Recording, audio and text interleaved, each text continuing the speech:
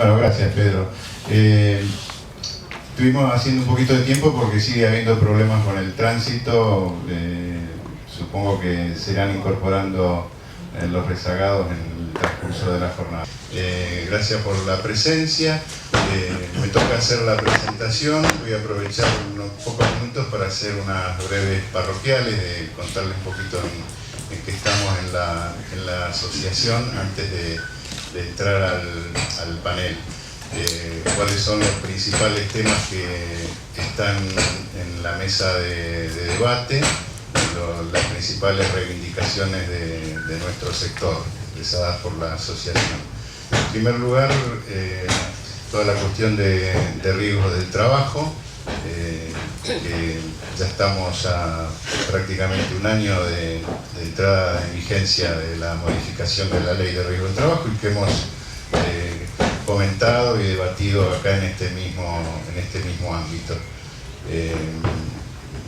Brevemente, un poco para los que ahora aparecen como iluminados y vienen con ideas, hay que recordar que la trayectoria de APA en este sentido, que logró en su momento la inclusión de los productores dentro de un sistema que estaba concebido y que es de alguna manera de la seguridad social, se logró en su momento. Vamos a hacerla breve, pero en el 2009 también se estaba pretendiendo introducir un tope a las comisiones y también producto de la labor de APAS en ese momento se logró la eliminación del párrafo que ponía tope a las comisiones y que lamentablemente fue introducido en la reforma del año pasado. Producto de la labor de APAS y de FAPASA se logró una resolución conjunta de la superintendencia que mantuvo el statu quo sobre las comisiones de los contratos que no habían cumplido la anualidad, las viejas condiciones, y se logró además que se reconociera el IVA sobre el tope del 5%. Seguimos en esta labor generando reuniones con las superintendencias y ahora estamos al aguardo de una entrevista con el superintendente Gaviola porque retomamos el planteo original de que este 5% sea considerado globalmente y no contrato por contrato, de manera que le dé mayor elasticidad, mayor posibilidad a las empresas para generar otro tipo de comisiones. Y también, sin perjuicio de ello, APAS ha presentado oportunamente, ya hace unos meses, un recurso de amparo en relación al párrafo disvalioso del artículo que pone tope a nuestras comisiones. Este recurso de amparo, bueno, está tratando de sortear la primera instancia, que es el fuero que le corresponda, si es el contencioso administrativo, que es donde lo presentamos, o si es el fuero de la justicia comercial ordinaria. Seguimos en esto, bueno, con toda la fuerza. Otro de los temas que estamos en conversaciones tiene que ver con la ley de lavado de activos y las implicancias que tiene para nuestro sector. Ustedes recuerdan que esta ley bueno, fue presentada a mediados de los 90 por el doctor Menem, fue aprobada en el año 2000 y es una ley que lamentablemente nos incluyó como sujetos obligados. Digo lamentablemente porque incluso esta inclusión contraría las propias recomendaciones del GAFI y contraría hasta el sentido común, porque nos obligaba a tener una carga administrativa duplicada, innecesaria. Y bueno, ya sobre este tema en nuestro congreso en Chapalmalar, al poquito tiempo de dictada la ley, ya fuimos la primera institución que abordó este problema. Recuerdo una muy sesuda y minuciosa intervención del doctor Quintana, donde finalmente concluía que había que propiciar modificaciones para que el hilo no se corte por lo más delgado, como, bueno, lamentablemente podía ocurrir. Producto de la labor de APAS y otras instituciones, y así lo reconoció la resolución 230 de la UIF, fuimos desobligados los productores, o sea, salvo que interviniéramos en operaciones de seguros de vida o de retiro. Esta resolución 230 de hace un par de años que logramos no nos desobligaba, sin embargo, de lo que nosotros habíamos introducido como un elemento fuerte de negociación, más que de negociación, una argumentación contundente, que era que nosotros estábamos obligados por el propio artículo 10 de la ley 22.400 a prestar toda la colaboración al asegurador, y también en este sentido para la reunión del material que permita conformar los legajos de identificación del cliente. Bueno, autocríticamente hay que decir de que no todos los productores, a pesar de la prédica de APAS y de otras instituciones, cumplieron cabalmente con esta obligación de colaborar con los aseguradores para reunir el legajo del cliente. Y intuimos que, bueno, por lo que hemos leído y por los comentarios, que algunos aseguradores se han escudado ese incumplimiento de la conformación del legajo del cliente en que no recibían la colaboración suficiente de los productores asesores. Está originando ahora una intención de modificar esta resolución 230, volviéndonos a incluir como sujetos obligados, pero desobligándonos de todas, o sea, de juntar nosotros el legajo y tenerlo en nuestras oficinas por 10 años, de tener un manual de procedimientos, de nombrar un oficial de cumplimiento, etcétera, etcétera, de hacer los reportes de operaciones sospechosas, dejando en cabeza nuestra solo la obligación, o reiterándola en definitiva, de colaborar con los aseguradores en la reunión de esta documentación. Seguimos conversando con las autoridades para que, bueno, también esta obligación tenga un poco de equilibrio y un poco de sensatez, porque también detectamos que se piden a veces cantidad de elementos que no tienen ninguna congruencia con el tipo de operación o de siniestro del que se está tratando. Así que seguimos en este tema. Seguimos en el planes. La asociación trabajó toda la primera etapa hasta la presentación ya hace un año en Casa de Gobierno del Plan Nacional Estratégico del Seguro. Y con posterioridad, dicho sea de paso, el 17 de octubre se hace una jornada en la Facultad de Ciencias Económicas, donde va a intervenir el Bernardo Klinsberg con una conferencia, y se va a hacer un balance de lo actuado en este último año, que es donde se están debatiendo los cómo. O sea, en el primer año y hasta la presentación, el plan era hacia dónde apuntaba: un crecimiento del PBI, el desarrollo de nuevas coberturas, etcétera, etcétera. Todo un paquete de excelentes y muy buenas intenciones. Todo este último año se está debatiendo el cómo vamos a hacer esto, cómo vamos a lograr este crecimiento del PBI y el desarrollo de nuevas coberturas. Algo se va a hablar acá en la mesa, y con un objetivo que es la modificación de las leyes fundamentales que rigen nuestra actividad.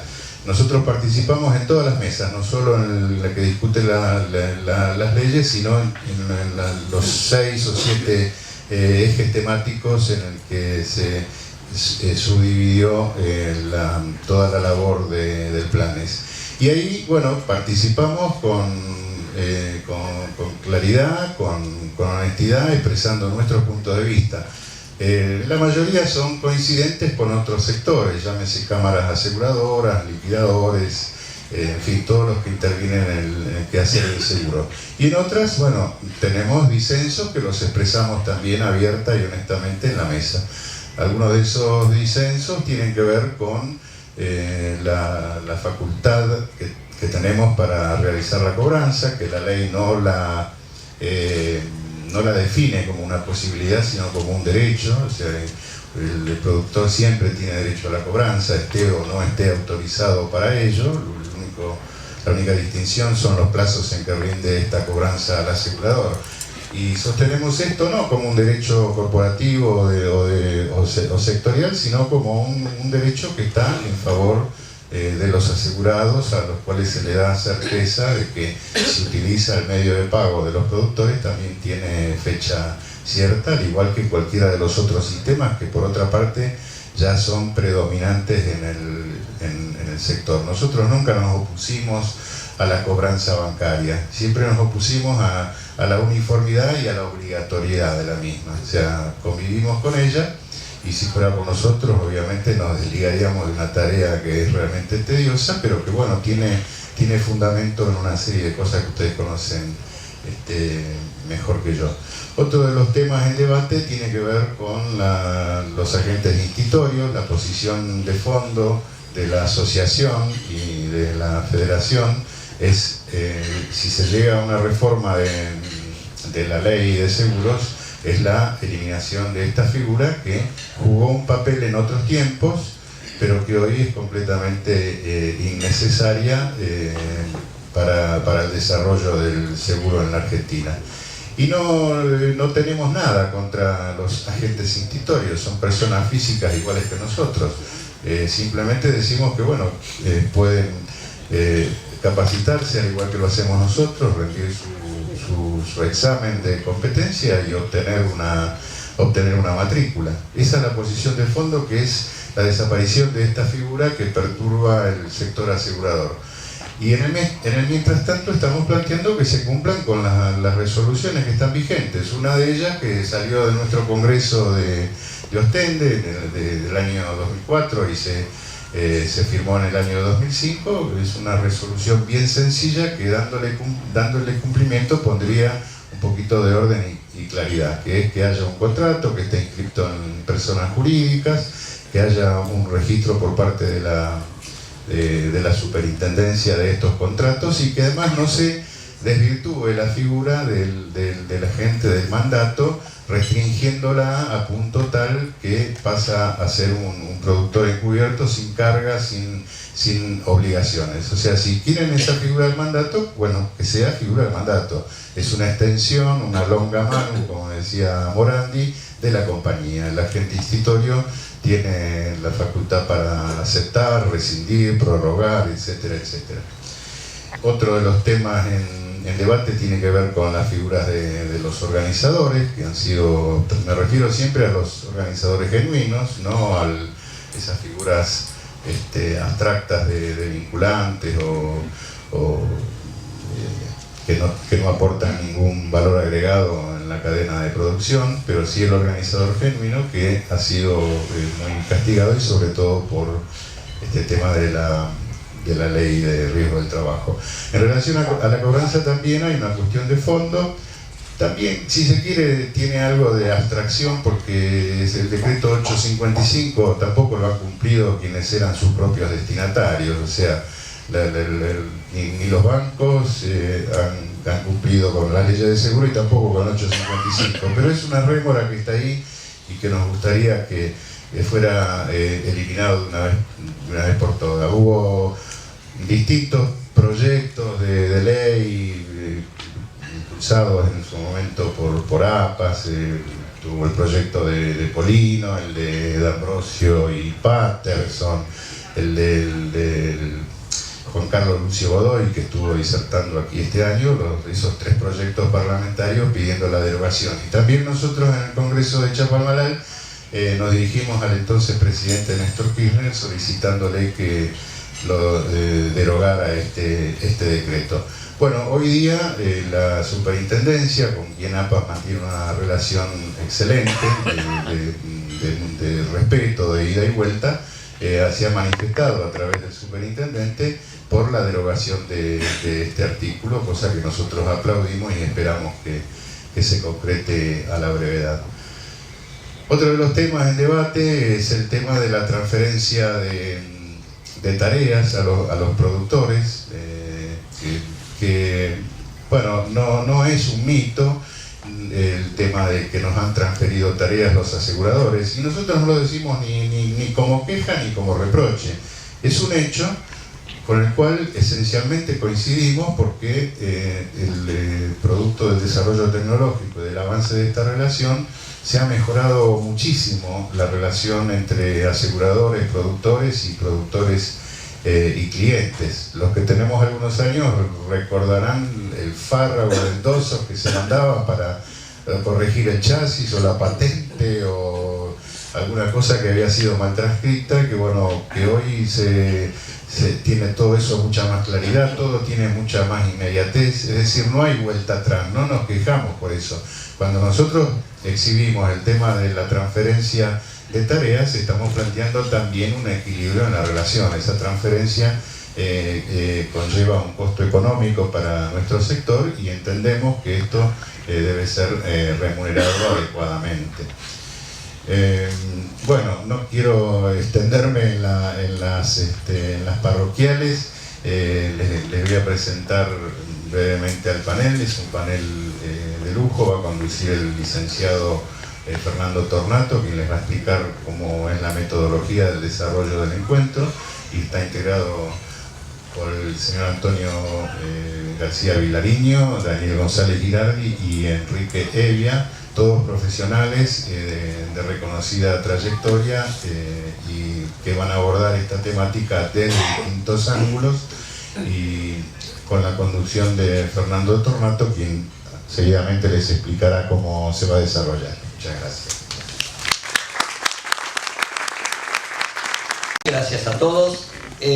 Cuando planteamos la idea de este nuevo encuentro en Rodicio, se quiso hacer de una forma distinta. Como dijo Manuel, tenemos 3 calificados profesionales. La idea no era de hacer 3 calificadas debates o conferencias, sino llevarlo a algo más parecido a una charla de debate, no aguardar el final de cada exposición para que uno pueda hacer una consulta o incorporar una opinión. Para eso tengo un segundo micrófono, no es que la radio me transformó en micrófono adicto, este es para ustedes. Entonces, de nuevo, la idea es hacerlo lo más interactivo posible. Tenemos un temario de referencia que no es exclusivo, pero que tiene que ver fundamentalmente con algo que el mercado viene sufriendo, del cual vamos a discutir o no si realmente está totalmente convencido de cuál es la implicancia que tiene hoy y a futuro todo lo que tiene que ver con las grandes catástrofes que hemos venido teniendo a través de lo que es el cambio climático, el surgimiento de nuevas coberturas, la discusión sobre las coberturas que faltan, como para decir, hacen falta nuevas coberturas y cuáles serían, y obviamente siempre dentro de un marco de lo que es la importancia del asesoramiento profesional. Cada vez que planteemos lo que bien decía Manuel, de nuestra pelea, nuestra discusión respecto al tema institutorios, obviamente lo que estamos privilegiando es el asesoramiento profesional. De ahí la importancia de tocar estos temas, que como vamos a ver, tienen y mucho que ver en esa tarea que nosotros desarrollamos con los clientes. Así que a partir del inicio, que lo va a hacer Antonio García Vilariño, en lo que tiene que ver con el marco económico, queda abierto el micrófono para que ustedes me hagan la seña, y de nuevo, que lo hagamos lo más interactivo posible. Creemos que va a ser una experiencia diferente, pero sobre todo más enriquecedora. ¿Sí? Antonio. Bueno, buenos días a todos. ¿Esto está operativo? Bueno, buenos días a todos. En realidad, como eso se pensó como un debate, como una charla, intercambio de ideas, la intención es que antes de que pudiera intercambiar ideas con los especialistas en cambio climático, en nuevas coberturas, tratamos de tener una idea común de cuál es la composición actual del mercado. No tengo duda que ustedes la conocen mucho mejor que yo, la conformación del mercado, porque cotidianamente conviven con las compañías y saben exactamente cuál es la situación de esas compañías, porque ven cómo pagan sus primas, cómo perciben los siniestros, los asegurados que ustedes han acercado a las compañías, con lo cual la sensación la tienen. El tema es que el desafío del cambio climático, o el desafío de nuevas coberturas, o la propuesta de planes tiene un marco muy ambicioso que requeriría contar con un mercado de compañías para ellos y por supuesto una excelente herramienta para ustedes. Sé que también nos preocupa cuando se habla de nuevos productos del sector de planes, porque se habla de seguros obligatorios con retribuciones similares a las que seguían RT, lo cual también es un tema complejo que habrá que ver cómo se resuelve para que no sea un disparador negativo, de más trabajo y poca retribución. Sobre todo por la especialización que va a requerir esos nuevos productos de cambio climático, de terremotos, inundaciones y todo lo que han vivido en diferentes instancias en los últimos meses, en el último año. La Argentina no es un país catastrófico, porque no tiene los grandes huracanes, no tiene los grandes problemas, pero tampoco tiene sus compañías la potencialidad patrimonial que tienen otros contextos del mundo. O sea, la realidad es que nos movemos con unas 200 compañías de seguros, incluidas de todo tipo, especializadas, no especializadas, incluidas las RT, con una emisión que supera poco más de los 80.000 millones anuales, primas netas de 67.000, 68.000 millones, pero patrimonios que apenas superan los 20.000 millones. Entonces, este es el contexto en el cual todos ustedes operan con diferentes niveles. Esa prima tiene una siniestralidad promedio del 60 a 62%, o sea, lo cual revela que el mercado tiene una siniestralidad interesante que muchas veces tiene un resultado técnico negativo. Los gastos, el 47 y 48%, en gran medida muy influenciados por los gastos de explotación, por la sensación de inflación. Evidentemente los gastos fijos para las compañías, como para ustedes en la estructura, han evolucionado mucho porque los costos se han incrementado. Esta es una realidad. Por eso ese 47% que puede resultar llamativo. Con esto se llega a compañías de seguros que tienen una alta pérdida técnica, que puede oscilar en el 8 o 10% por un resultado positivo del 5 o 6% por una renta financiera. Renta financiera acompañada según los momentos con mejor evolución de tasa de plazo fijo, títulos públicos de renta y demás.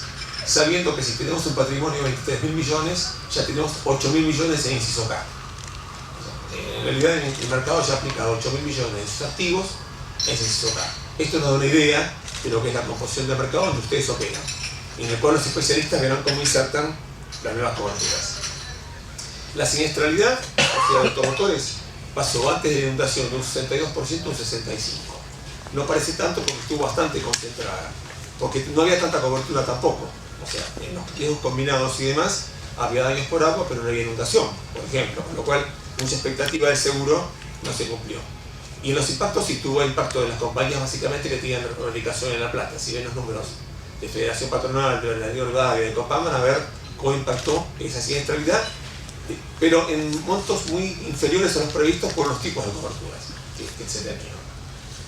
Un impacto muy grande tuvieron los riesgos agropecuarios, con una siniestralidad que superó el 105%, aún mirada con mucho optimismo, sobre primas ajustadas, y eso llevó a un mercado que resultó con resultado técnico neto positivo, pero teniendo en cuenta el resultado financiero. Ustedes hoy más que venden es automotores, hoy más del 40% del mercado es automotores. Ese mercado de automotores, el 50% lo tienen 6 compañías. De esas 6 compañías, 2 tienen el 50% del 50% y 4 tienen el 50% restante. Esto revela pues la concentración, básicamente en la que ustedes operan con mucho expertise y muy fidelizados. Hay un 30% o más de autos sin herencia obligatoria, por lo cual cuando hablamos de seguros obligatorios hay que pensar cómo se aplican los seguros obligatorios. Y hablamos con muchos de ustedes de la reformulación que tendría que tener todos los seguros obligatorios, en especial de vida obligatorio, tal vez dando una dinámica de información que tiene la cobertura RT que este seguro no tiene. ¿Te puedo interrumpir? Sí, algo, pero la idea, creo que estás marcando una baja participación de las compañías en la problemática de riesgo climático, o por lo menos una baja aporte de capacidad de capital, o sea, en función de las pérdidas que hubo. Entonces la pregunta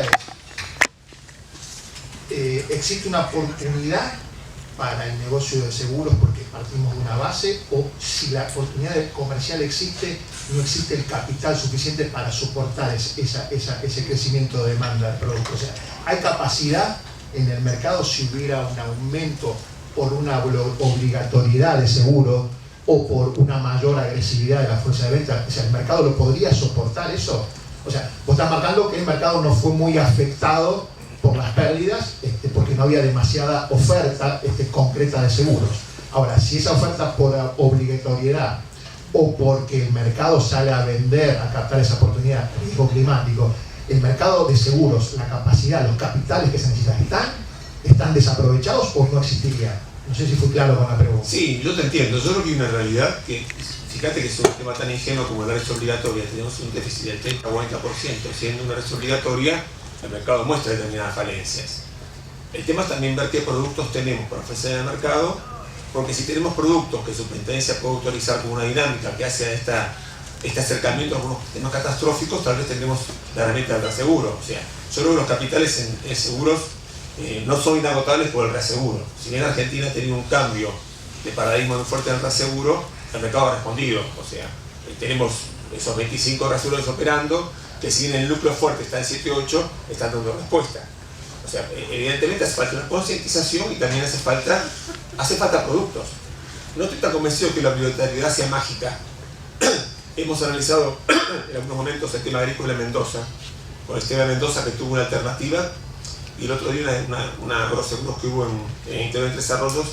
Yo charlaba con unos expositores y les planteaba, en realidad uno no busca el seguro obligatorio o el subsidio como una herramienta de salvación. El Estado, cuando subsidia, y un seguro de granizo, sabes que sin subsidio no funciona. O sea, porque no hay, tiene que haber una mezcla determinada para que no solamente sea el seguro de los pools de siembra o los grandes operadores, sino todos los productores, porque son los que te cortan la cadena, sobre todo la cadena de subsistencia en el interior. Vos tenés que pedir el seguro de granizo como la herramienta que permita que alguien cobre el subsidio, pueda resembrar y que continúe pagando impuestos, continúe pagando tasa vial y continúe pagando sueldos. Eso es un esquema de racionalidad. El tema es que hay que tener el contexto fiscal. O sea, yo creo que las compañías están preparadas y creo que los productores, porque yo los conozco a muchos de ustedes, trabajo con muchos de ustedes en lo cotidiano, desde hace 37 años que estoy recibido, vivo de esto. Con lo cual uno ha vivido en una Argentina con muchos cambios, con una dinámica diferente, caída del INDER, reaseguro externo agresivo, transformación. Yo creo que los productores están preparados, pero el tema es ver las condiciones económicas para que eso funcione. O sea, esa es un poco la visión. Yo creo que las compañías están capacitadas porque tienen reaseguro. Y hay compañías muy serias y creo que el mercado está más solvente hoy que hace algunos años. Pero bueno, pero hace falta herramientas, ¿no? Hay un punto que es la mayor aversión o menor aversión al riesgo que puede tener una sociedad. Y por ejemplo, tomando nuestro estudio, trabaja mucho estudiando casos, como para poder llevarlos a ustedes, qué nos puede pasar a nuestro asegurado que le pasó al de al lado. Generalmente el estudio de casos te permite ubicarte en una situación que por ahí en 50 años no la tendrías, pero bueno, puedes transmitir esa experiencia y ver si están preparados. En el caso del sismo de Chile, un poco por lo que vos decís, Antonio, los daños fueron por 25.000 millones y los asegurados fueron por 8.000 millones. O sea, fíjense, un país que convive desde el año... es catastrófico. Claro, con un tema de una intensidad tal como es un sismo, porque no es como nos pasa o nos ha pasado a nosotros, por alguna inundación o un granizo fuerte. O sea, convive con eso. Yo he estado muchas veces en Santiago, he vivido movimientos en los cuales he salido desesperado del hotel y la gente me mira como diciendo, ¿qué haces acá? Y ya no pasó nada. O sea, conviven con ese riesgo y mucha gente no lo ha asegurado. Entonces, más allá de la capacidad, yo creo que hay una migración, que ahora es un momento más propicio, en el cual la sociedad está, digamos, con una disposición mejor para transferir esos riesgos que antes los tomaba como hechos de Dios, o sea, causas que eran, se daba por sentado que podían suceder. Hoy la gente ya no le gusta tanto convivir con esos riesgos y creo que hay una plataforma para empezar a pensar cómo transferirlos al mercado de seguros como una opción, ¿no? Y una oportunidad. Cuando nos reunimos previamente para charlar un poco cómo iba a ser estas charlas, yo les citaba a mis colegas que el seguro de incendio nace con el incendio de Londres en 1666. O sea que a partir de grandes catástrofes se generan grandes oportunidades, ¿no? Y el seguro, la historia del seguro está marcada por estos hechos, ¿no? Donde corremos atrás y vemos qué solución le podemos dar a la comunidad. En La Plata hubo entre 700 y 800 millones de pesos de daños seguros. Y los subsidios llegaron a los 60.000 millones, que no se pagaron, pero se plantearon las obras por 4.000 millones. O sea, realmente hay una limitación en cuanto a la toma de cobertura, y yo no sé realmente hoy, desde que hubo la inundación, cuántas coberturas nuevas se generaron en La Plata, lo desconozco. Pero sería interesante verlo realmente cómo, sacada la conmoción inicial o la preocupación cuando llueve, porque yo tengo compañías clientes en La Plata y hemos visto funcionarios que estuvieron nadando con su auto. Entonces cuando llueve, sí, a ver cómo lloverá. Pero yo no sé si eso repercutió, y fíjate que tampoco surgió una iniciativa de aseguramiento mucho más intensa que la que había antes. Esto es lo que a veces te genera incertidumbre, es como que todavía no llega a la convicción a que estos riesgos hay que asumirlos, no solamente rezar ni tener las plegarias, sino que asumir que existe la consecuencia. Me parece que habría que tener en cuenta una situación. Hola, ¿escuchas? Sí, No, quería decir respecto a lo de Chile y después si querés lo asociamos a La Plata. Sí, Mario. En Chile había la cobertura incluía una tasa obligatoria, que era como una especie de impuesto para cubrir riesgo catastrófico. A alguien se le ocurrió en algún momento, como tantas cosas que se ocurren, que ya no era necesaria esa tasa, ¿sí? Y al levantarse la tasa es una cuestión cultural. Es simplemente eso. Hasta que no ocurra el nuevo terremoto, nadie se iba a fijar.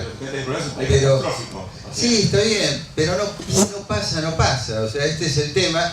Entonces, si no existe la obligatoriedad de cubrir para todos, no solo para los que tienen la catástrofe, sino para todos, es imposible que resulte. Esto funciona así en todas partes del mundo. Pasa en el Caribe, todos pagan la tasa. Cuando no pasó el huracán, se devuelve parte de la prima. Pero todos la pagan a la tasa. No es que la pagan solamente los que viven en la zona del huracán. Funciona así el riesgo catastrófico, no hay otra forma de que funcione, más allá de otros instrumentos, ¿no? Bueno, Carlos anunció recién algo que yo estaba queriendo consultar, pero me parece que estaría faltando, cuando se hablaba, por ejemplo, del caso del sismo en Chile o de La Plata, cuando se habla de un bajo porcentual, o no el porcentual ideal de cobertura frente a los hechos catastróficos. La pregunta es cuáles son aquellos sectores que no toman la cobertura, si es un tema cultural o es un tema económico.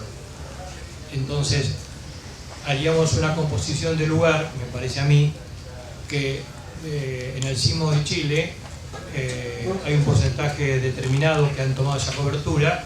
Sería interesante agregar cuál es el desarrollo económico de los sectores sociales de Chile que permitan tomar esa cobertura, en tanto y en cuanto el Estado no está participando anticipadamente frente al hecho, sabiendo que la cultura en Chile es la cultura del sismo, o la cultura en Santa Fe es la cultura de la inundación, ¿no? Sí, yo tengo el dato, es así el dato, exactamente. No, en particular. 74% de las viviendas afectadas no tenían ningún tipo de cobertura de riesgo climático. Del 26% que sí tenían, solamente el 10% eran seguros voluntarios.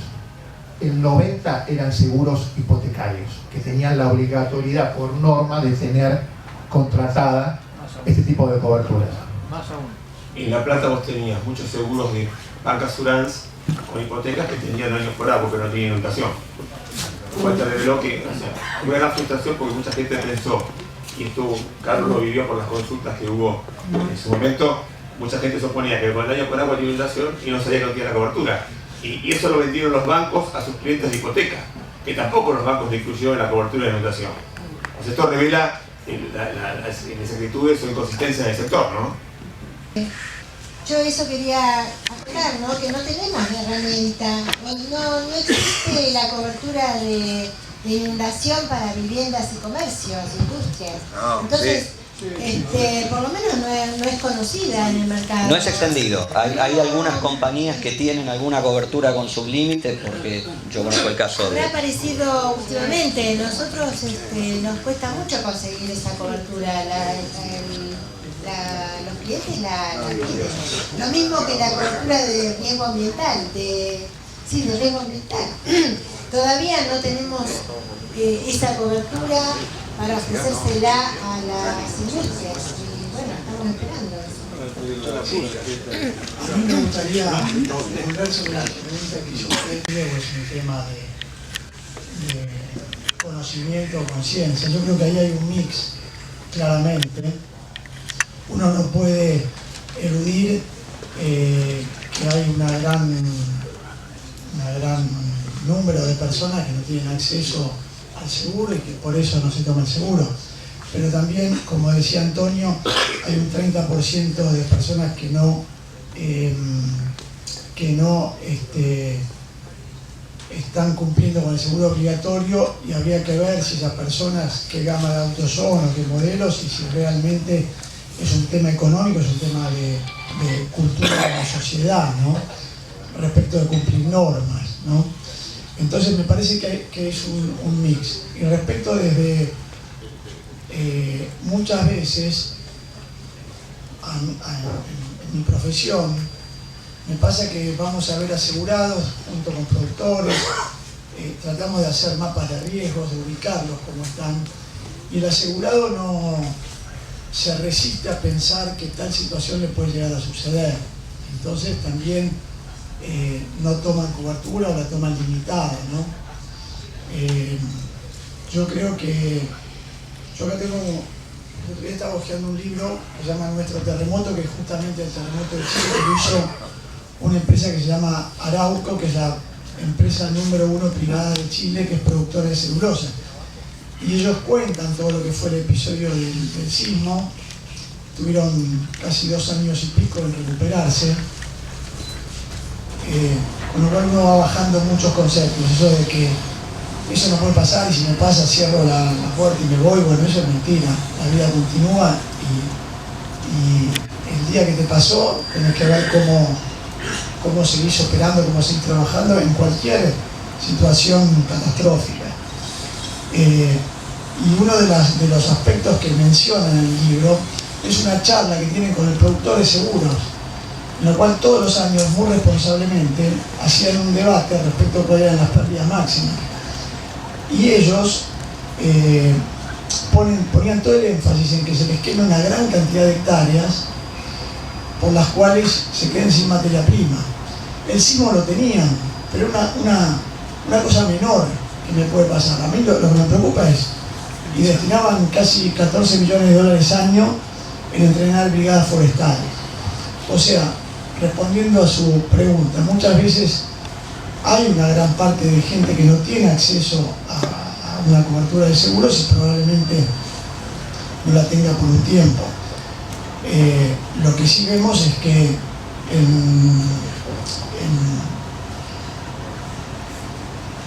la frecuencia y los siniestros de los riesgos climáticos, la fuerza de la naturaleza, en general no han variado en intensidad o en frecuencia, sobre todo los sismos. Lo que sí han variado es intensidad de daños por mayor poder adquisitivo y mayor actores que pueden tomar cobertura. Más allá de que en algunos casos pueda ser obligatorio y eso contribuya a la esencia del seguro, que es generar una masa de asegurados que soportan la desgracia de otro. Pero creo que salvo algunos temas climáticos que pueda ser el calentamiento global con inundaciones, algunos eventos, digamos, uno agarra, por ejemplo, el otro día estaba revisando en el estudio algunas publicaciones, hay publicaciones de la Neugena, de Swiss Re, de años 70 y pico, hablando de los riesgos climáticos, factores catastróficos, digamos, casi con la misma intensidad que hablamos hoy. O sea, no son cosas nuevas, ¿no? Ustedes no pueden aseverar que también las compañías aseguradoras, yo hablo de Argentina, no conozco Chile, que limitan bastante el tema de riesgos catastróficos. Yo soy una persona, yo soy un productor individual, y cuando quiero aumentar los riesgos de, por ejemplo, inundación, todo riesgo operativo, se me hace imposible. No, 100.000, de 50.000, entonces, a ver, pongamos bien, porque las compañías también te están limitando a vender estos riesgos. No quiero pensar si les llevo 20 terremotos, seguramente van a decir que no. Justamente mi pregunta hacia Antonio era si había capacidad o no había capacidad. Pero antes de haber capacidad o no, que lo va a poder refrendar Antonio, todos sabemos que una ínfima porción de las casas, de las viviendas particulares de la Argentina tienen seguros de combinado familiar.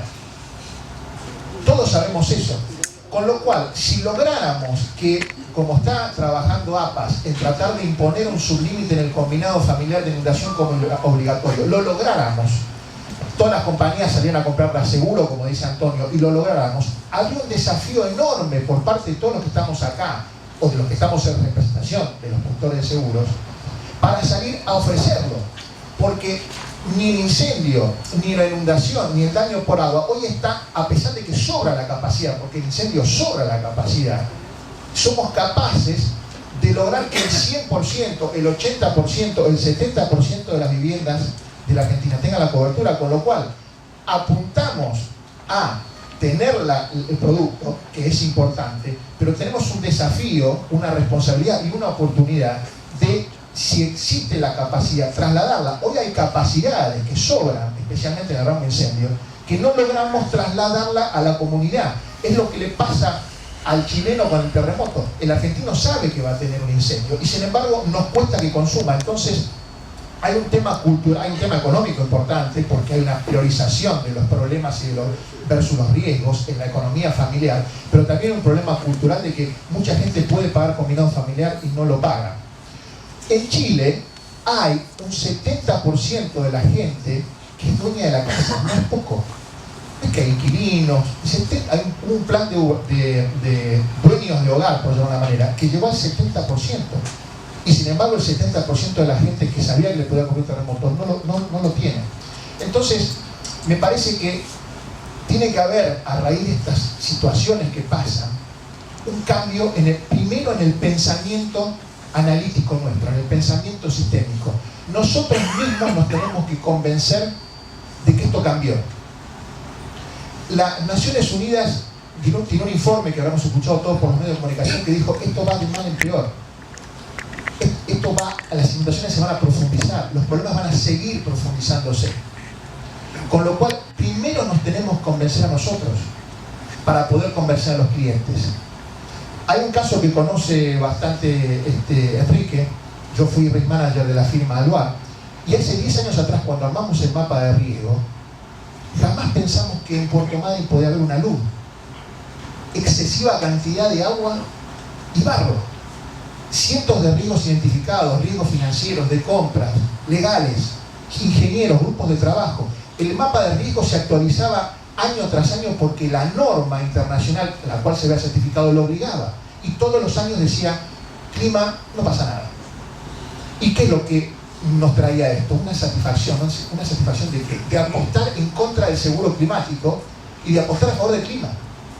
Y eso genera adrenalina, por eso yo lo llamo una ruleta climática. Tener la plata acá en el bolsillo, de la que me vengo ahorrando porque no gasté en seguro de todo riesgo para el auto, porque no compré el combinado familiar, porque no compré la cláusula de la luz de todo riesgo operativo, porque no compré inundación, año tras año nos pagaba. Cada vez que apostábamos en contra del clima, a favor del clima y en contra del seguro, pagaba. En Aluar, cuando cambió y no avisó, porque cambió las reglas de juego de esa ruleta y no avisó, se cobró todo lo que había ahorrado con creces, más de 50 millones de dólares. Ahora, esto no es solamente para una gran empresa. Cuando hemos visto los informativos, todos los hemos visto, hay casas que quedaron destruidas cuando eran casas totalmente sólidas de mampostería, destruidas por viento, con lo cual ese sentido común que tiene el asegurador, ese pensamiento sistémico que tenemos nosotros para analizar y ayudar al cliente a diagnosticar y a dar tratamientos indicados, nos cuesta a nosotros mismos cambiarlos. Porque el otro día, por ejemplo, fui a ver una empresa cerca del parque industrial, cerca de la zona de Valentina Alsina, me llamaron por el tema de incendio para recorrer, para hacer un relevamiento, les armé un mapa de riesgo, y resulta que cuando me di vuelta vi una mancha así de agua que les había entrado, y ni el dueño, habiéndose mojado las patas, me dijo: estoy preocupado por el tema de inundación. Es natural que se niegue el riesgo. porque nadie puede convivir con la idea de que le va a pasar algo. Y es un desafío muy importante y difícil que tenemos nosotros, porque tenemos que convencerlos primero nosotros mismos, entender de que la ruleta climática ya no es negocio, que se cobra todo, que no te avisa cuando se lo va a cobrar, y no se cobra toda la prima que te ahorraste, se cobra todo el futuro, el tuyo, de tus hijos y de una comunidad. Hay otra situación, bueno, volviendo a este cliente no me habló del tema de inundación. Fíjense que lo acaba de vivir y me dijo que lo vivió varias veces. Entonces, es un riesgo complicado de manejar. ¿Por qué? Porque primero no se pueden manejar las causas. Son causas globales. No se pueden manejar las causas. Los efectos son muy difíciles de manejar. Porque por más que yo ponga barreras para proteger la fábrica o la casa, como hacen por ejemplo los locales de Cabildo, si la inundación o los daños por viento son enormes, es probable que no haya energía eléctrica por un tiempo importante, es probable que no haya luz, que no haya teléfono celular. Entonces las medidas de control para controlar los efectos también son complicadas. Entonces es un riesgo que no se puede gestionar. El principio básico de la gestión de riesgo es poder controlar las causas o controlar los efectos. Es más, el mundo, como se da cuenta de que las cosas van a ir de mal en peor, está pensando en lo que salvó a las especies humanas, o las especies vivas en el planeta Tierra, que es la resiliencia. La resiliencia no la aplicaron los dinosaurios y murieron. Y ese concepto de resiliencia, que es adaptarse para sobrevivir, lo están llevando a la infraestructura resiliente. ¿Para qué? Para adaptar las ciudades ¿a qué? A estar mejor preparadas tecnológicamente desde el punto de vista de infraestructura, de diseño y planificación urbana para soportar estos embates de clima. Y si se ocurre, para recuperarse más rápido con planes de contingencia y planes de emergencia. Hay empresas como la Fundación Rockefeller que están aportando cientos de millones de dólares para las 100 ciudades resilientes del mundo. Siemens, la Suiza de Reaseguro está haciendo un plan de resiliencia con los agricultores pobres de Kenia. Le está subsidiando el seguro agrícola a cambio de reconversión para el tema climático de las unidades productivas agrícolas. Entonces, es difícil darse cuenta, no lo queremos aceptar. Cuando tenemos suerte y lo aceptamos, nos damos cuenta que no lo podemos controlar, ni las causas ni los efectos. Vamos al mercado de seguros y, como dice el colega, y hay capacidad para un poquito. Hay compañías que han puesto sublímites para el vendaval y el huracán. Entonces, no podemos controlar las causas, nos cuesta reconocer que nos va a suceder, no podemos controlar los efectos y hay poca capacidad. Y encima, cuando ocurre, genera lo que se llama inseguridad climática. Como hay inseguridad alimentaria, inseguridad de robo patrimonial o de la vida misma, hay inseguridad climática. ¿Por qué? Porque cuando ocurren estos eventos afecta fuertemente la psicología de la gente, genera saqueos, pone en serio riesgo y peligro el futuro de todas las personas de una comunidad. Entonces creo que el desafío nuestro es achicar la diferencia entre asegurados y no asegurados, con lo que tenemos, con las herramientas que tengamos. Pero esa es la misión nuestra y es una oportunidad de negocio. Muy pocas casas de la Argentina están aseguradas. Si logramos que nos den la herramienta de inundación, el desafío y la oportunidad de negocio es achicar la brecha entre asegurados y no asegurados. Y creo que esto va a contribuir a lo que es disminuir la inseguridad climática. Creo que es un desafío y una oportunidad. Pero creo que hay un tema cultural muy fuerte para trabajar. Ahora, yo hago una pregunta. ¿La falta de capacidad es de seguro o también de reaseguro? A mí particularmente me sorprendió que una de las aseguradoras más afectadas por el tema de La Plata, y hablo de autos, me diga que no tenía una cobertura de exceso de pérdida para un solo evento que por ahí le destruyó miles de autos. Una aseguradora física, una aseguradora, la física es una aseguradora que tiene muchos contratos. Pasa en la venta, como pasa en el climático, evidentemente hace falta una mayor conciencia aseguradora para que haya más bienes asegurables y genere más sacrificios. Si va a asegurar exclusivamente las zonas donde cae el piso, más te va a ir, ¿qué pasa? Se cae. O sea, ahorita se va a sacrificar. En agro tenés una conciencia conductual, básicamente, que te sienta que tiene una gran vocación de seguro, opera como negocio, porque no tenés seguro básicamente por el que tenga aseguradores porque está tratando de ahorrar pesos, porque tiene que pagar las áreas del impuesto y sobrevivir. Ahí tenés que, ese es el sector ahí, buscar masa crítica y por masa táctica. Por ejemplo, el granizo. una conciencia muy puntual, básicamente en Pulte siempre, que tiene una gran vocación de seguro. Daniel, del otro lado, Mira, como digo, no tenés seguro básicamente los productores pequeños y iguales porque están tratando de ahorrarse los pesos, porque tienen que pagar la salida de impuestos y sobrevivir. Ahí si hay clientes que van a comprar la cobertura, yo me comprometo a financiarlo. Si no hay clientes, no me puedo comprometer a financiarlo por uno o dos.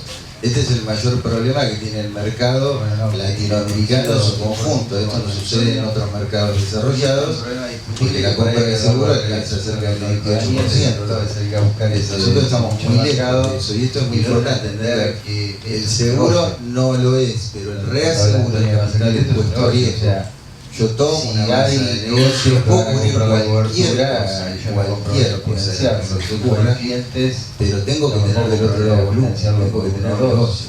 Esto es el mayor problema que tiene el mercado latinoamericano en su conjunto. Esto no sucede en otros mercados desarrollados, porque la compra de seguro alcanza cerca del 95%. Piensen en eso.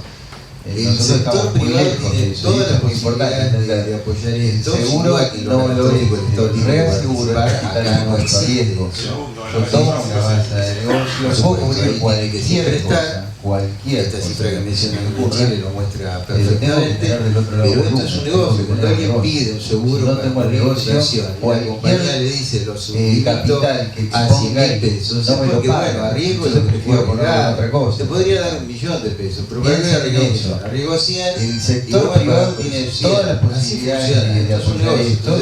No es solamente pedir la cobertura si la tienen por una seguro, lo que hay que salir a saber dónde están esos asegurados.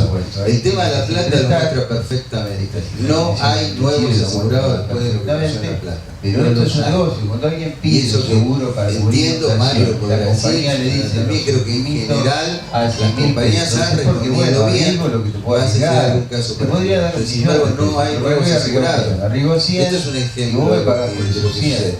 En un mercado que se acaba de destruir violentamente, pedir la cobertura que la tiene gente libre y todo, y saber los asegurados nos muestra el tema de la qué cobertura podemos ir a ofrecer. No hay nuevos asegurados después de los afectados, no los hay. Y eso que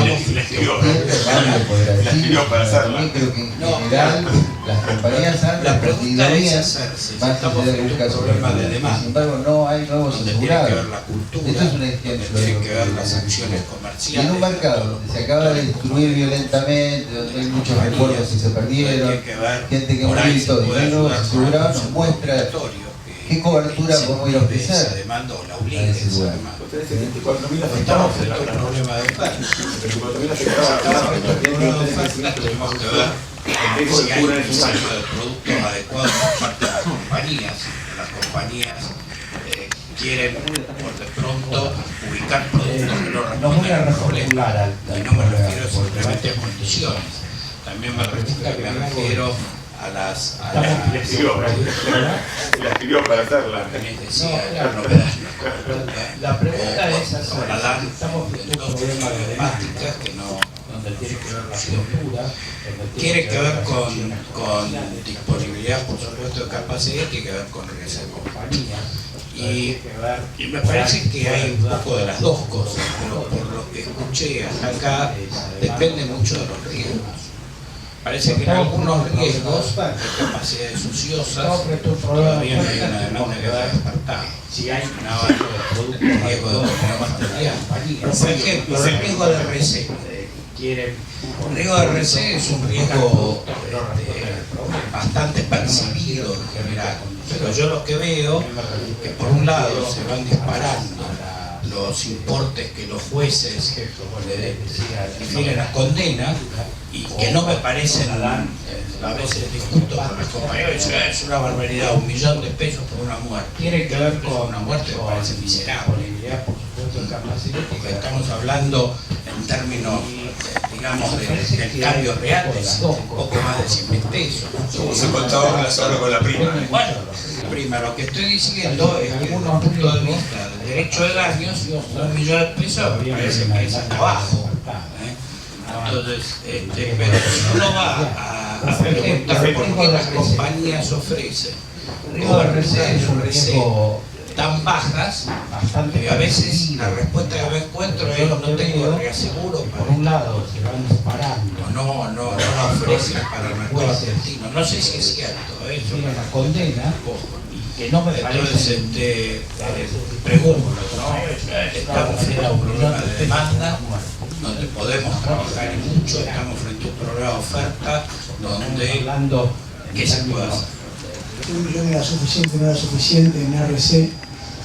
Acá lo importante, yo entiendo que ustedes tienen que tratar de trabajar junto con el asegurado respecto a cuál es el valor de los riesgos y no hablar de sumas aseguradas. O sea, ustedes pueden abstraerse en algún momento y cuando están frente a su cliente, hacer un listado de riesgos y tratar de valorizarlos.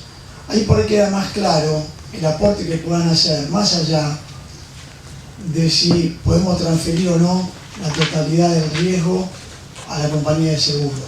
No sé si me siguen en el concepto. Por ejemplo, de esa manera también podemos empezar a pensar cómo podemos reducir esos riesgos, que no los podemos transferir.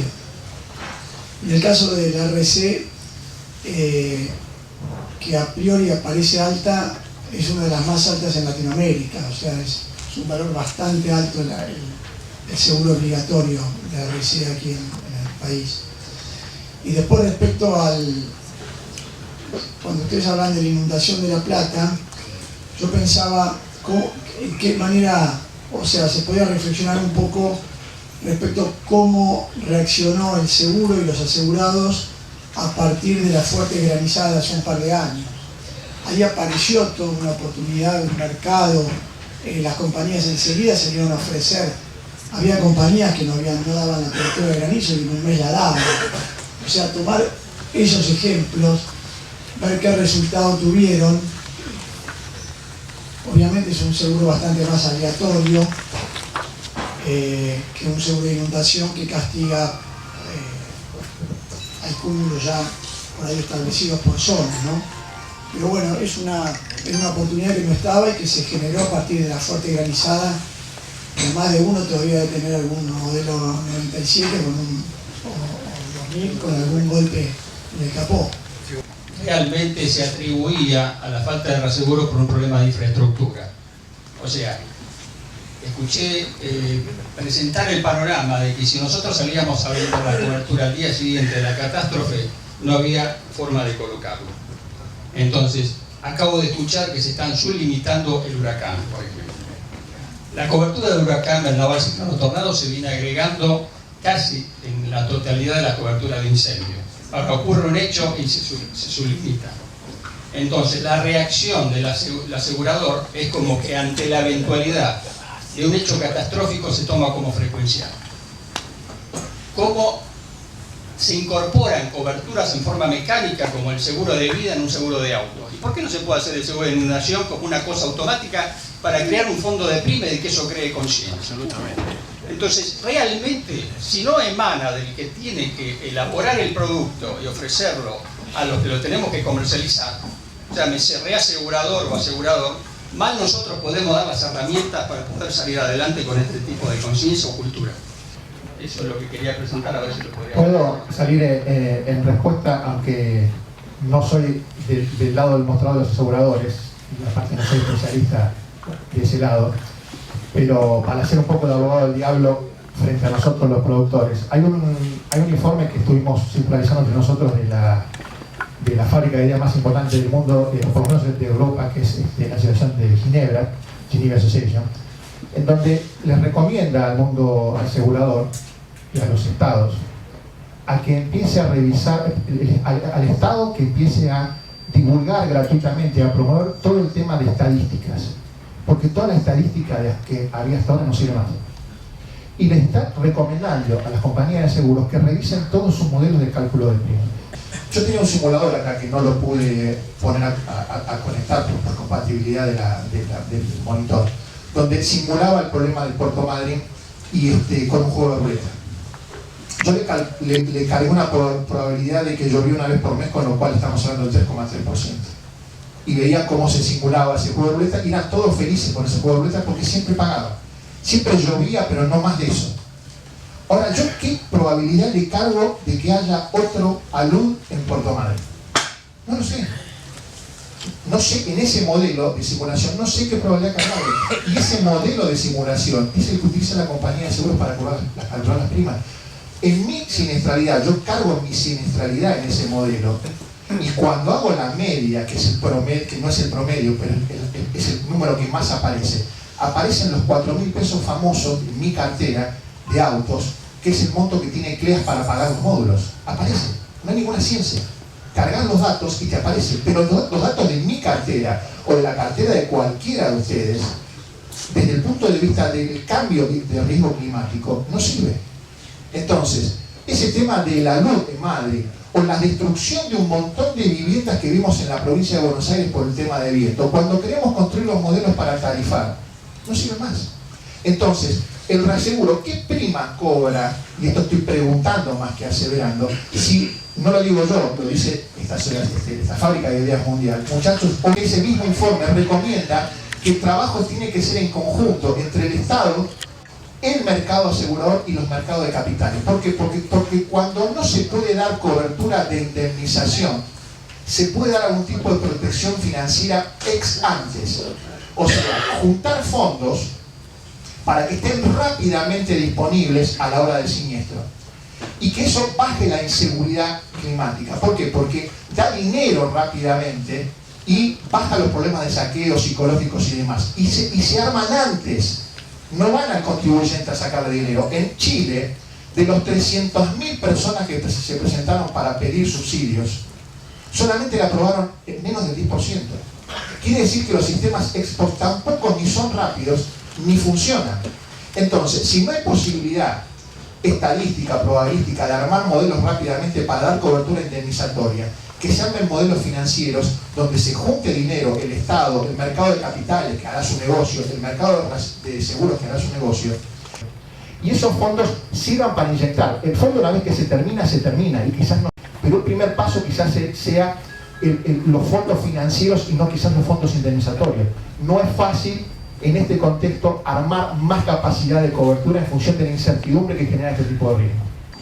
Cuando fuimos a la póliza en la compañía que operamos, la cláusula se incorporaba. Una vez emitida la póliza, había que pedirla, cotizarla, y en función de eso, con una inspección salía la cobertura o no salía la cobertura.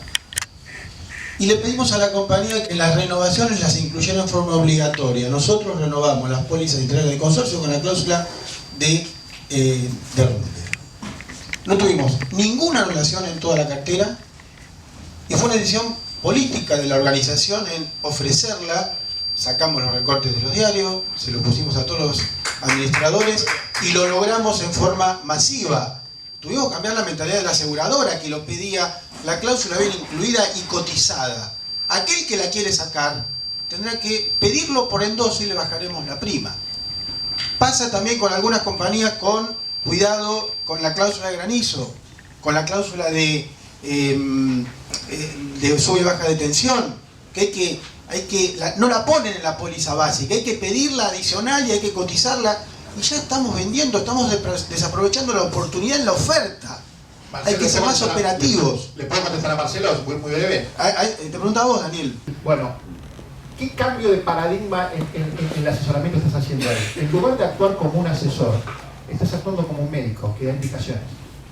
El médico, cuando te da indicación, vos no te dice, ¿se quiere ir a hacer un análisis? Vaya a hacerse un análisis.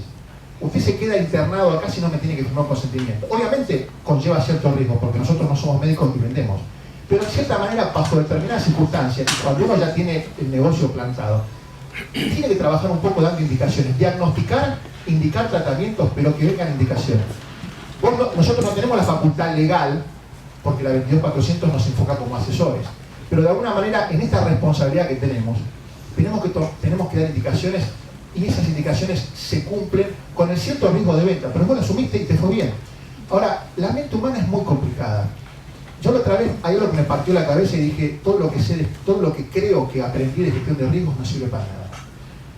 Hay 2 personas que anduvieron arriba de una moto, 3 mejor dicho, de los cuales una murió en forma instantánea en un accidente totalmente estúpido. Una era un alto funcionario de Telefe, 2 vecinos. Otro era un dueño de una importante empresa de estas de fiambre. Y el tercero era un tipo que vivía sin trabajar. El que murió era el que vivía sin trabajar. O sea que se perdió lo mejor. A los pocos meses, o al mes, o a los 2 meses, veo al dueño de la importante empresa de fiambres saliendo en la misma moto que había muerto su amigo al lado a pasear el fin de semana, sin casco. Yo cuando la región del Maule se cayó en pedazos pasé a los 10 días. Donde mi señora decía, che, mirá, la autopista está más baja. Y como ella tiene miedo, le dije, no será nada de tu visión. Y pasamos. Ellos tienen realidades muy diferentes a nosotros en cuanto a pueblo y este pueblo. El pueblo chileno es un pueblo que, si bien vive bajo un riesgo, su sociedad no los incorpora a todos y no los toma a todos. Mi sociedad es igual, Digo, el argentino tiene un problema de docencia, de cultura, de educación. Yo lo vivo en 100 metros de mi cuadra, nada más. Entonces, lo que están haciendo hoy las compañías de seguro es administrar el riesgo que ya tienen. Entonces le agregan algo más a lo que tienen. Yo tengo una pelea hace años, donde les digo, vamos a hacer los riesgos climáticos, vamos a asegurar las casas, nadie asegura casas. Muchas veces porque nosotros no nos hacemos la debida docencia, o porque, lo que a mí me ha ocurrido, no encuentro docentes que se ocupen dentro de la compañía de seguros. O sea, son hombres de escritorio que trabajan, como vos decís, armando un 2+2, me tiene que dar 4 para 5, y no salen a la calle. No conocen la realidad del mercado. O sea, la realidad que sabemos nosotros, zonalmente, que es algo que yo vengo peleando también, no puedo tarifar en una compañía de seguro un riesgo para todo el mundo. Resulta que el hombre trabaja de un escritorio, vive en Barrio Norte, y yo vivo en Calamuchita. Voy a exagerar, ¿sí? Eso me tiene una visión de lo que le está pasando a alguien. Y no nos escuchan. Yo le pido la RC para consulta al molinero y no me la puede dar. Estamos de acuerdo. Entonces yo digo, lo que debemos hacer en nuestra pelea diaria es docencia personal, con los clientes o los futuros clientes.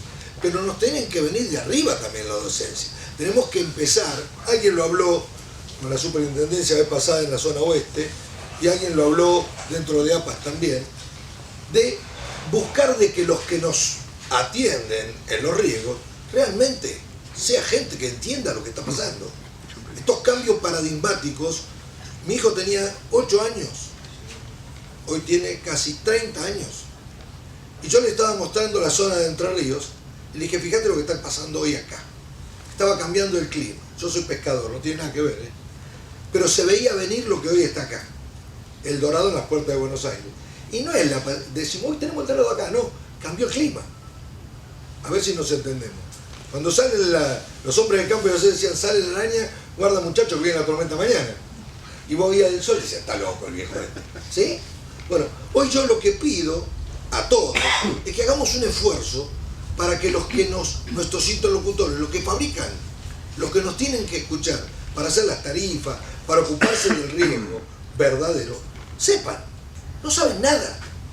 Yo le propuse hacer a un gerente un seguro de incendio para 680.000 frentistas. Me dijo, vamos a verlo. Hace 8 años. No lo vieron más. Los asusté. Yo dije, es un riesgo sano. 680.000 frentistas, ¿estoy loco? ¿A quién no le gustaría vender 680.000 casas? No saben manejar. Miran 2 más 2, a ver cuánto podemos sumar lo que tenemos, cuánto me trae, pero trae las 680.000 todas juntas, pero haceme el producto, dame la oportunidad. Yo vendía seguro de televisor color cuando venían los televisor color acá a la Argentina, y me decían que estaba loco. Encontré una empresa loca que hoy no está más. Pero digo, no es muy loco, ¿no?, que nos pongamos las pilas en realmente ver qué necesidad tenemos. Voy a hablarle a ese y me dice, no, pero nosotros vendemos autos. Pero autos no quieren. Yo tengo el 80% de autos. ¿Cómo rompo eso? Sabés que lo que vos estás diciendo es que falta un programa de desarrollo integral para el mercado de seguros. Y esto no vamos a inventar la pólvora. En Europa, ustedes entren en internet y busquen, y va a ver que hay un programa de desarrollo para cada tipo de oposición que cubre esa persona. Necesita una capacidad determinada. Hay 4 o 5 niveles, donde están incluidos los productores de seguros de vida, de patrimoniales. Los de vida tienen 2 niveles. El nivel de la matrícula tradicional y lo que se llama el planificador financiero, que dura 3 años la capacitación. Para el resto de los niveles va variando. Hay una matriz muy interesante, es una matriz bastante grande con 4 niveles y después varias columnas. Y el que ocupa un determinado cargo no está ahí porque es amigo o es bueno. Será amigo y es buena persona, pero reúne las capacidades que necesita el perfil de ese puesto. Y esto quizás está bueno discutirlo dentro del ámbito del plan. O sea, creo que es difícil pensar en disminuir, en hacer algo para disminuir esa inseguridad climática con las pocas herramientas que tenemos, que reconocemos los productores que no la hemos difundido lo suficiente, porque están y no están suficientemente difundidas, pero faltan más. Sabemos que no es fácil, pero encima es cierto que faltan, no todo el mercado es así, pero que faltan interlocutores. Y quizás se está trabajando en planes, por lo que escuché, para los empleados, por ejemplo, de compañías de seguros que manejan siniestros, darle una mínima cantidad de horas de capacitación por año. Hay que empezar a hacer algo porque no se pueden ocupar puestos con empíricos absolutos y que se formen dentro de la compañía de seguros cuando ya no hay más formadores dentro de la compañía de seguros. No está más el viejo jefe de que lo sentaba al lado y le enseñaba. Entonces son todos unas mangas de empíricos, no mangas despectivamente, sino un conjunto de empíricos que se van formando como pueden. Entonces creo que en esa línea, en planes, quizás se pueda profundizar en el grupo de trabajo, es decir, empecemos a reunir requisitos como los tenemos nosotros de capacitación horaria, que ya se está hablando, para empleados de siniestro, para empezar a darle un poquito más de profesionalismo y quizás copiemos en algún momento, o mejoremos o adaptemos ese modelo europeo de capacitación, donde llega hasta niveles de bachelor, que llaman ellos, licenciatura o posgrado, porque hay puestos que necesitan determinadas capacidades. De hecho, que en cualquier negocio, cualquier industria farmacéutica o automotriz, para determinados puestos sí o sí piden tal y tal capacidad, sino que se puede hacer.